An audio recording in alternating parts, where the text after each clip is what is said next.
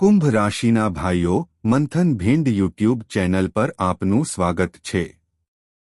તો કુંભ રાશિના લોકો ધ્યાનથી સાંભળો। સૌપ્રથમ માઈકા ધામ પરિવાર વતી અમે તમને બધાને હોળીની ખૂબ ખૂબ શુભેચ્છાઓ પાઠવીએ છીએ। હોળી પછી મહામાઈના દિવ્ય આશીર્વાદ તમારા જીવન પર વરસે અને તમારી બધી ઈચ્છાઓ પૂર્ણ થાય। તમે પણ દુઃખ અને દુઃખથી મુક્ત થાઓ। મહામાઈને આ અમારી પ્રાર્થના છે। હવે ધ્યાનથી સાંભળો। પહેલા અમે તમને જણાવી દઈએ કે હોળી પછી તમારે આ 3 વસ્તુઓ તમારા ઘરમાંથી કાઢીને ફેંકી દેવી જોઈએ। જો તમે અજાણતા આ 3 વસ્તુઓ તમારા ઘરમાં રાખો છો તો તે તમારા ઘરને સંપૂર્ણપણે નાશ અને બરબાદ કરી દેશે। યાદ રાખો કે ક્યારેક ભલે કોઈ વ્યક્તિ ચાલાકી, સખત મહેનત અને સમર્પણ દ્વારા શ્રેષ્ઠ પ્રયાસો કરે, બધું જ સ્થાને પડી જાય છે। પરંતુ ક્યારેક અમુક બાબતોને કારણે જીવનમાં એટલી બધી નકારાત્મકતા એકઠી થઈ જાય છે કે પ્રગતિમાં રહેલું કાર્ય પણ સંપૂર્ણપણે બરબાદ થઈ જાય છે। આ સાથે નકારાત્મકતા ઘણીવાર સંબંધોમાં ઘૂસી જાય છે, જે અજાણતા સંઘર્ષ અને ઝઘડા તરફ દોરી જાય છે। ગેરસમજ ઊભી થાય છે અને દેખીતી રીતે પ્રેમાળ સંબંધો પણ નાની નાની બાબતો પર તૂટી પડવા લાગે છે। આવું ત્યારે થાય છે જ્યારે તમારા ઘરમાં નકારાત્મકતાનો એક મહત્વપૂર્ણ સ્ત્રોત હોય છે, જે ધીમે ધીમે તમારા ઘરની ખુશીઓને ખાઈ જાય છે। આવી સ્થિતિમાં હોળી, દિવાળી, કાલરાત્રિ અને શિવરાત્રિ જેવા મુખ્ય તહેવારો પછી ઘરની કેટલીક વસ્તુઓ સંપૂર્ણપણે નકારાત્મક બની જાય છે। યાદ રાખો, આ તહેવારો ફક્ત દૈવી શક્તિઓને જ નહીં પણ આસુરી શક્તિઓને પણ જાગૃત કરે છે। આ રાત્રે આ તહેવાર દેવતાઓ અને દાનવો બંનેની સમાન રીતે સેવા કરે છે। તેથી તમારા જીવનમાંથી નકારાત્મક ઉર્જાને દૂર કરવા માટે તમારે તમારા સમયનું કાળજીપૂર્વક મૂલ્યાંકન કરવું જોઈએ, ચોક્કસ વસ્તુઓને તમારા જીવનમાં સમાવિષ્ટ કરવી જોઈએ અને અન્યને સંપૂર્ણપણે દૂર કરવી જોઈએ। આ શ્રેણીમાં આજનો કાર્યક્રમ અત્યંત માહિતીપ્રદ છે। તે સંપૂર્ણપણે જ્યોતિષીય આગાહીઓ પર આધારિત છે। તે તમારા માટે વૈદિક પરંપરા અને આધ્યાત્મિક જોડાણ પણ લાવે છે। આ એક ખૂબ જ મહત્વપૂર્ણ અને અત્યંત માહિતીપ્રદ કાર્યક્રમ છે। અને સૌથી ઉપર કેટલાક ઉપાયો અને ક્રિયાઓ છે જે આ સમયે ગ્રહોની યુતિઓ માટે સંપૂર્ણપણે અનુકૂળ છે અને તમને મોટો નફો લાવી શકે છે।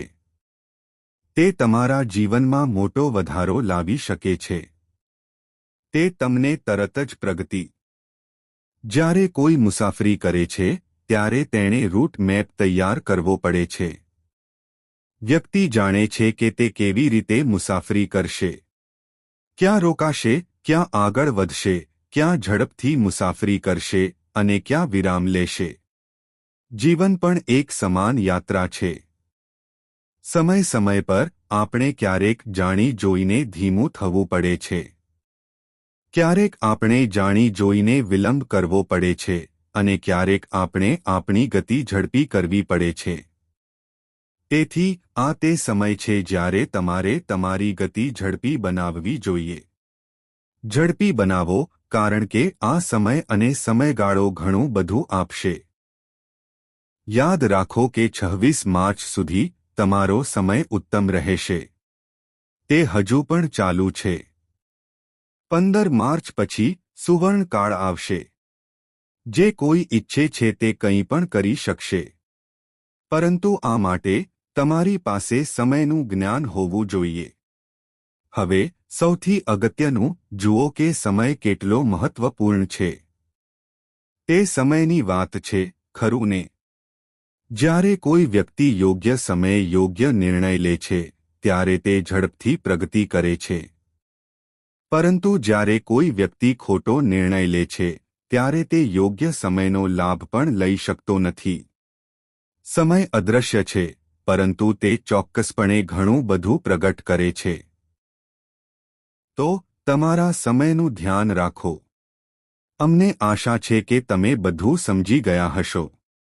કાર્યક્રમના અંત સુધી ચોક્કસ રહો, કારણ કે તમે તેમાંથી ઘણું શીખી શકશો. અમે તમને એ પણ જણાવવા માંગીએ છીએ કે અમે શુક્રને મજબૂત કરવા માટે એક શક્તિશાળી ઉપાય શેર કર્યો હતો. પાછલા કાર્યક્રમમાં કેટલાક લોકોના તે ઉપાય સંબંધિત પ્રશ્નો હતા. અમે તે પ્રશ્નોના જવાબ પણ આપીશું. તે તમારા પણ હોઈ શકે છે. અમે તે પ્રશ્નોના જવાબ આપીશું. અમારી પાસે કેટલાક અન્ય પ્રશ્નો પણ છે, અને અમે તે પ્રશ્નોના જવાબ પણ આપીશું. આ કાર્યક્રમ તમારા માટે એક સંપૂર્ણ શાળા તરીકે સેવા આપશે. તમારે તેને અંત સુધી જોવું જ જોઈએ. પછી અમારા પ્રયત્નો સફળ થશે અને તમારું જીવન સફળ થશે, કારણ કે મહામાઈ તમારા જીવનમાં અવતાર લેશે. કારણ કે જે કોઈ સંતોના સંગતમાં થોડો સમય પણ વિતાવે છે તેને શુદ્ધતા, સ્થિરતા અને મનની ગતિ ધીમી પડવાનો અનુભવ થવો તે સ્વાભાવિક છે. જેમ રણમાં ગરમી વધવી તે સ્વાભાવિક છે, તેવી જ રીતે મનને સ્થિર કરવું, ધ્યાન કેન્દ્રિત કરવું અને શાંત મનથી બધું સમજવું પણ જરૂરી છે. અમે ભક્તિથી ભરેલા છીએ અને તમારા માટે દિવસરાત મહામાઈને પ્રાર્થના કરીએ છીએ કે તમારું જીવન ખુશીઓથી ભરેલું રહે, લોકો સમૃદ્ધ થાય અને દરેકનું જીવન જ્ઞાનથી તમે તમારી દૈનિક પ્રગતિ માટે કામ કરો છો. તમને માર્ગદર્શન મળે છે. જો માતા પ્રત્યેની તમારી લાગણીઓ વધુ ઊંડી હોય તો લખો, ઓહ મહામાઈ, હું પણ તમારા પરિવારનો એક ભાગ છું. મારી સંગીત સંભાળ રાખો. અમે તમારા બાળકો છીએ, તો અમને આશા છે કે તમે અત્યાર સુધી બધું સમજી ગયા હશો. હવે ચાલો આપણો મુખ્ય વિષય શરૂ કરીએ. ચાલો ગ્રહોની આગાહીઓ વિશે વાત કરીએ. મહામાઈ દ્વારા આપવામાં આવેલા કેટલાક અનુભવો. આ સાથે હું તમને જણાવવા માંગુ છું કે કોઈપણ શુભ કાર્યમાં, કોઈપણ દૈવી પ્રવૃત્તિમાં, જે દરેક માટે હોય છે, દરેકને સામેલ કરવું એ આપણી ફરજ છે. દેવતાઓના આશીર્વાદ કોઈ એક વ્યક્તિ માટે નથી. તે સમાજના કલ્યાણ માટે છે. તો નવરાત્રિનો તહેવાર, જે શરૂ થવાનો છે, તે 19મી તારીખથી શરૂ થશે. તૈયારીઓ 18મી તારીખથી શરૂ થશે. તે 19મી માર્ચથી શરૂ થાય છે અને 20મી તારીખ સુધી ચાલુ રહેશે. જો તમે આ નવરાત્રિની મહાન વિધિઓમાં ભાગ લેવા માંગતા હો, તો ઘણા લોકો નિયમિતપણે ભાગ લે છે. તેઓ નિયમિતપણે ભાગ લે છે. તેઓ ચોક્કસપણે ભાગ લેશે. પરંતુ જો તમે પહેલી વાર આ વિશે સાંભળી રહ્યા છો, તો તમે આ મહાન વિધિમાં ભાગ લઈ શકો છો. નંબર વિડિયોમાં છે. તેમને કોલ કરો. તમને બધી માહિતી મળશે. ભાગ લીધા પછી અમે તમને પ્રતિજ્ઞા કેવી રીતે લેવી તે પણ શીખવીશું. અમે તમને કેટલીક વિધિઓ પણ આપીશું. આ સરળ છે. તમને તે કેવી રીતે કરવી તે ખબર પડશે. તે જ સમયે જ્યારે અમે વિધિ શરૂ કરીએ છીએ, જો તમે તેને તમારા ઘરમાં કરો છો, તો તે શક્તિને સ્થિર કરે છે. તે ઝડપથી દેવીના આશીર્વાદ અને વરદાન લાવે છે. તો આ મહાન વિધિમાં ભાગ લીધા પછી અમે તમને આ બધી બાબતો જણાવીશું. ઠીક છે. તો ચાલો આપણા મુખ્ય વિષય પર પાછા આવીએ. ચાલો આગાહીઓ વિશે વાત કરીએ. જય માઈ. મિત્રો, આચાર્ય અમિત જ્યોતિષ અને તંત્રના ક્ષેત્રમાં એક જાણીતું નામ છે. પૂજ્ય ગુરુદેવના આધ્યાત્મિક વ્યવહાર અને જ્યોતિષીય અનુભવો સંપૂર્ણપણે દૈવી છે. હા, પૂજ્ય ગુરુદેવે દરેક જન્માક્ષરનું વિશ્લેષણ કર્યું છે અને જન્માક્ષર અનુસાર સચોટ ઉપાયો અને મહામાઈમાં બગલામુખીના વિશેષ આશીર્વાદ આપ્યા છે. તેમના જીવનમાં ચોક્કસપણે સકારાત્મક ફેરફારો થયા છે. સમસ્યા ગમે તેટલી મુશ્કેલ હોય, તેનો ઉકેલ ચોક્કસ મળશે. હવે જો તમે તમારા જીવનમાં કોઈ મોટી સમસ્યા, જેમ કે વધતા દેવા, સાથે ઝઝૂમી રહ્યા છો. કામ અને વ્યવસાય ઠપ્પ થઈ ગયા છે. સંબંધોમાં તણાવ અતિશય વધી ગયો છે. તમારું આ ચંદ્ર તમારું મન છે. ચંદ્ર તમારું ધન છે. ચંદ્ર તમારી માતાની કૃપા છે. તે તમારી માતાનો પ્રેમ અને આશીર્વાદ છે. તે તેનું સ્વાસ્થ્ય છે. તો ચાલો વાત કરીએ ચંદ્ર વિશે, જે કન્યા રાશિમાં ગોચર કરી રહ્યો છે. તે 4 તારીખે બપોરે 1:30 વાગ્યે કન્યા રાશિમાં ગોચર કરશે. તે છઠ્ઠી રાશિ છે, બુધની રાશિ. જો કે ચંદ્રનો બુધ સાથે સારો સંબંધ નથી. દુશ્મનાવટની ભાવના છે.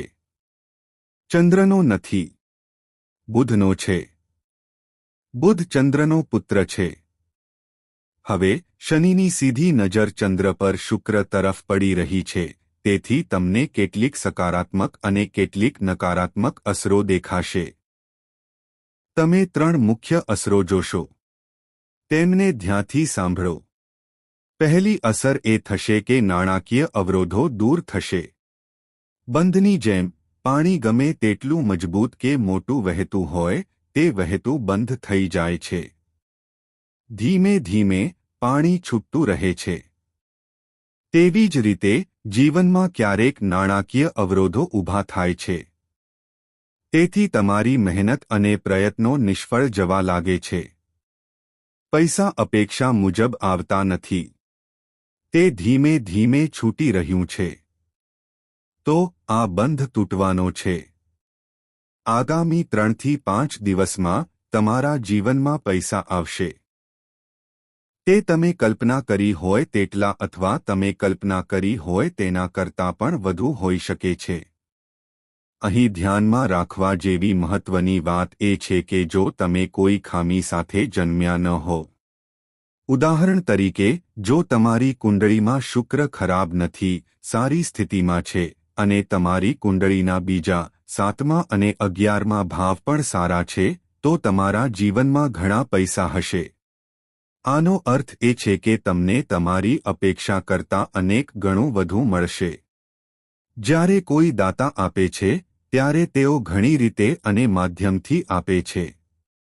આપણી વિચારસરણી આપણી બુદ્ધિની બહાર છે. તે સાચું છે. તો આ એક શુભ સંયોજન છે. ખૂબ જ સારું સંયોજન. તમને અહીં ફાયદો થશે. પરંતુ જેમને તે પ્રાપ્ત નથી થઈ રહ્યું, તેઓ નિરાશ ન થાઓ. તેમણે એક કામ કરવાની જરૂર છે, તેમની કુંડળીનું મૂલ્યાંકન કરાવો. આ તમારા માટે કોઈ ઔષધિ કે દવાથી ઓછું નથી. કારણ કે ફક્ત શુક્ર જ નહીં, પણ 9 ગ્રહો, 27 નક્ષત્રો, 12 ઘરો અને આ બધાના સંયોજનો અને યુતિઓ, તેમની અસરો, આંશિક તીવ્રતા અને કોણ જાણે બીજું શું, તમે તમારી કુંડળીનું મૂલ્યાંકન કરાવો ત્યારે વિગતવાર જાણી શકો છો. આ તમારો વ્યક્તિગત અહેવાલ છે. બધી ક્રિયાઓ અસ્તિત્વમાં રહેશે નહીં. કારણ કે તે તમારો વ્યવસાય બની ગયો. અને વ્યવસાય એક અલગ વસ્તુ છે. ઉપાયો માટે કરવામાં આવતી ક્રિયાઓ એક સંપૂર્ણપણે અલગ વસ્તુ છે. શું તમે સમજો છો? તો મારો કહેવાનો મતલબ એ છે કે કેટલાક લોકો કહેશે કે ઘણા લોકો ગાયોને ઘરે રાખે છે, તેનો અર્થ એ છે કે બધું જ ખામીયુક્ત છે. તો જુઓ, ગાય ઉછેરની વર્તમાન પદ્ધતિ, ગાય ઉછેરની પ્રાચીન પદ્ધતિ અને વર્તમાન પદ્ધતિમાં ઘણો તફાવત છે. હવે લોકો પાસે જગ્યા નથી. તેમની પાસે એક નાની જગ્યા છે. તેઓ ગાયોને ત્યાં બાંધે છે. તેઓ તેમને દૂધ પિચકારી મારવા માટે દબાણ કરે છે. તેઓ કોણ જાણે શું કરે છે કારણ કે તેઓ દૂધ માટે લોભી છે, પૈસા માટે લોભી છે. પરંતુ પ્રાચીન સમયમાં આવું નહોતું. પ્રાચીન સમયમાં ગાયોને બાંધવામાં પણ આવતી નહોતી. તેમની પાસે વાડા હતા. ગાયો તે વાડામાં મુક્તપણે ફરતી હતી. પુષ્કળ જગ્યા હતી. વાડ બનાવવા માટે ચારે બાજુથી મોટા ખેતરો ઘેરાયેલા હતા. ખરું ને? લોકો તેને અલગ અલગ રીતે ગૌડ કહે છે. કેટલાક તેને ગૌડ કહે છે. કોઈને ખબર નથી કે આ બધી પ્રાદેશિક ભાષાઓ તેને શું કહે છે. સામાન્ય ભાષામાં તેને કોઠાર કહેવામાં આવે છે. તેથી કોઠારમાં ગાય મુક્તપણે ફરે છે. તે સ્વતંત્રતાનો અનુભવ કરે છે. વધુમાં દિવસ દરમિયાન પરિવારનો એક સભ્ય ગાયોને ચરાવવા લઈ જતો. તેઓ મુક્તપણે ફરતી વખતે સ્વતંત્રતાનો અનુભવ કરતા. તેઓ વિવિધ પ્રકારના ખોરાક ખાતા અને દૂધ પણ પીવડાવતા. પરંતુ ઓછામાં ઓછું તેમની સાથે પ્રેમથી વર્તવામાં આવતું. તેમને ઇન્જેક્શન આપવામાં આવતા ન હતા. તેમને મારવામાં આવતો ન હતો. તેમની સાથે કરુણાથી વર્તવામાં આવતો હતો. ગાયોને નામ આપવામાં આવતા હતા. તેમની પૂજા કરવામાં આવતી હતી. તેમના પગ સ્પર્શવામાં આવતા હતા. આ રીત હતી. આ વિધિ હતી. આનાથી પ્રેમની ભાવના કેળવવામાં આવતી હતી. તેથી માનસિક શાંતિ અને પ્રગતિ થતી હતી. હવે સમય બદલાઈ ગયો છે. આ શોષણનો યુગ છે. દરેકનું શોષણ થઈ રહ્યું છે. માણસો મનુષ્યોનું શોષણ કરી રહ્યા છે અને પ્રાણીઓનું પણ શોષણ થઈ રહ્યું છે. જો આપણે કહીએ કે આપણે પ્રાણીઓને ખૂબ પ્રેમ કરીએ છીએ તો આ એક મોટી ખતરાની ઘંટડી છે. માણસો જે પ્રાણીને સૌથી વધુ પ્રેમ કરે છે તે ખરેખર તેને ત્રાસ આપે છે. ક્યારેક તેઓ તેને મારીને ખાય પણ છે. ખરું ને? તમે જાણો છો, ઘણા લોકો કહે છે કે તેઓ માછલીને પ્રેમ કરે છે. તેનો અર્થ એ નથી કે તેઓ માછલીને પ્રેમ કરે છે. એનો અર્થ એ કે તે બદલાઈ શકે છે. આપણા રસ્તા બદલાઈ શકે છે. પણ કુદરતના રસ્તા બદલાતા નથી. કુદરતના રસ્તા, કાયદા, નિયમો એ જ રહે છે. તેથી જ્યારે કુદરત સાથેનો આપણો સુમેળ ખોરવાઈ જાય છે ત્યારે જીવન મુશ્કેલીભર્યું અને પીડાદાયક બની જાય છે. શક્ય છે કે આપણે તમને તે સમજાવી શક્યા ન હોઈએ, પરંતુ જો તમને સમજાયું હોય તો અમે માનીએ છીએ કે તમને તમારા પ્રશ્નનો સંપૂર્ણ જવાબ મળ્યો છે. હવે 2 કે 3 બાબતો છે જેના પર તમારે ખાસ ધ્યાન આપવું જોઈએ. જુઓ, આ બાબતો ખૂબ જ મહત્વપૂર્ણ છે. આ 2 કે 3 બાબતો છે.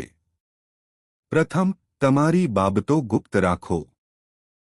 આ એવો સમય છે જ્યારે તમારા પર ખોટા આરોપો લગાવી શકાય છે. તમારા મનમાં વાસના જાગી શકે છે. તમારી ઈચ્છાઓને પૂર્ણ કરવાની શોધમાં તમે ખરાબ બાબતોમાં ફસાઈ શકો છો. આ સમય છે. આનો અર્થ એ છે કે તમારી ઈચ્છાઓને, તમારી અનિયંત્રિત ઈચ્છાઓને નિયંત્રિત કરવાનો સમય છે. આ જરૂરી છે. તો પહેલા આ કરો. બીજું, તમારી બાબતો ગુપ્ત રાખો. તમારી કોઈપણ વસ્તુ, કોઈપણ બાબત, કૌટુંબિક વાતાવરણ, તમારા હૃદયની લાગણીઓ, ભવિષ્ય માટેની તમારી યોજનાઓ, તેમને બિલકુલ જાહેર ન કરો. લોકો તેનો દુરુપયોગ કરે છે. અને બીજું, જુઓ, આ માટે પણ એક નિયમ છે. સંગીત, આપણા દેશમાં એક જૂનો નિયમ છે. એવું કહેવામાં આવતું હતું કે તમે જોગ, જુગત અને મંત્રના નામે જે કંઈ પણ કરી રહ્યા છો તે તમારે કોઈને કહેવું જોઈએ નહીં.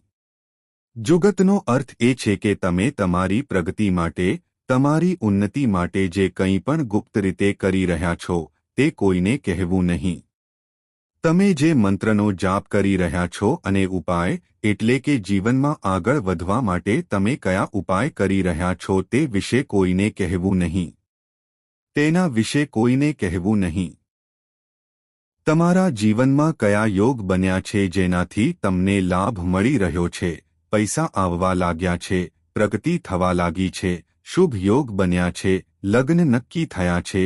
આ બધી બાબતો સમય પહેલા ફેંકી દેવી જોઈએ નહીં, નહીં તો તે તૂટી જાય છે, તે પીડિત થાય છે, તમે કહી શકો છો કે તે બંધાઈ જાય છે. જો કંઈક ખોટું થાય છે તો તમારે તમારા રહસ્યો કોઈને જાહેર ન કરવા જોઈએ. આનું ખાસ ધ્યાન રાખો. બીજી વાત એ છે કે તમારી વાણી પર નિયંત્રણ રાખો. કોઈની સાથે અસભ્ય ભાષાનો ઉપયોગ ન કરો. અપશબ્દોનો ઉપયોગ ન કરો. કોઈને કંઈ પણ વાહિયાત વાત ન કરો. તે જ સમયે ગુસ્સો વધી શકે છે. ગુસ્સો વધી શકે છે. જીવનની વ્યસ્તતામાં, દોડધામમાં